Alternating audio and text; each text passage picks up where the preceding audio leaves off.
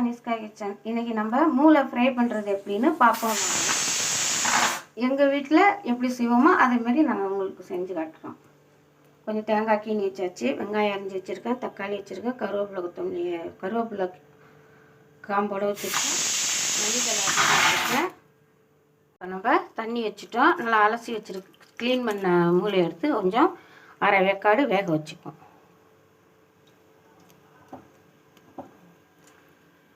இப்போ வந்து ஒரு 10 பல்லு பூண்டு போட்டுக்குவோம் உரிக்காமல். ஒரு 10 காணும் தேங்காய் போட்டுக்குவோம். ஒரு ஸ்பூன் பெருஞ்சீரகம், ஒரு ஸ்பூன் மிளகு. இதுக்கான மசாலா இதுதான். இப்போ நல்லா அரை வேக்காடு வெந்துருச்சு. இப்போ ஸ்டவ் ஆஃப் பண்ணிவிட்டு இதை எடுத்துக்குவோம்.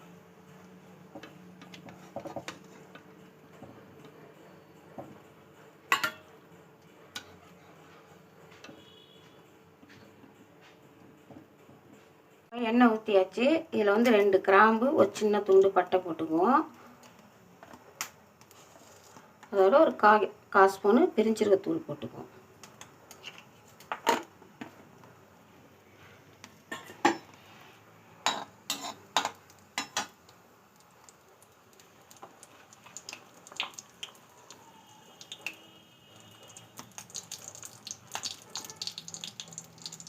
இப்போ இதில் வந்து ஒரு கைப்பிடி அளவுக்கு சின்ன வெங்காயமும் ஒரு பல்லாரி வெங்காயமும் அரிஞ்சு 2 கலந்து போட்டுக்கணும். நீங்கள் வேணால் எது வேணாலும் ஒரே வெங்காயமாகவும் போட்டுக்கலாம்.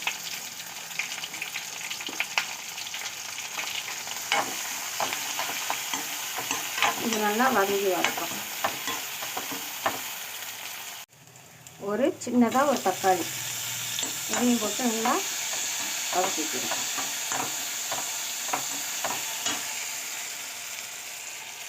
இதோட ஒரு ஸ்பூன் மல்லித்தூள், 1.5 ஸ்பூன் மிளகாத்தூள், 1/4 ஸ்பூன் மஞ்சத்தூள், தேவைக்கான உப்பு வச்சுருக்கேன், கல் உப்பு.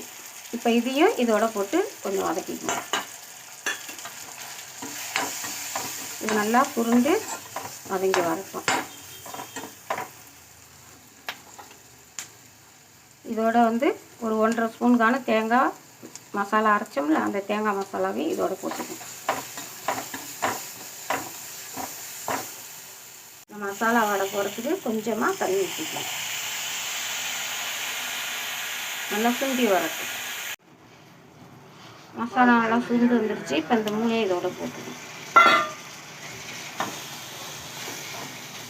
போட்டு இது நல்லா வதந்துட்டு மசாலா வாங்கி அது வச்சிட வேண்டியதான்.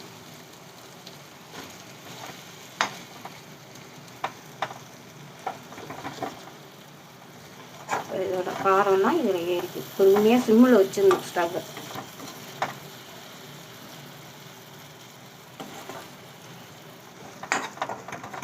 இந்தமாரி நீங்களும் மூளை மசாலா செய்யுங்க, சூப்பராக இருக்கும்.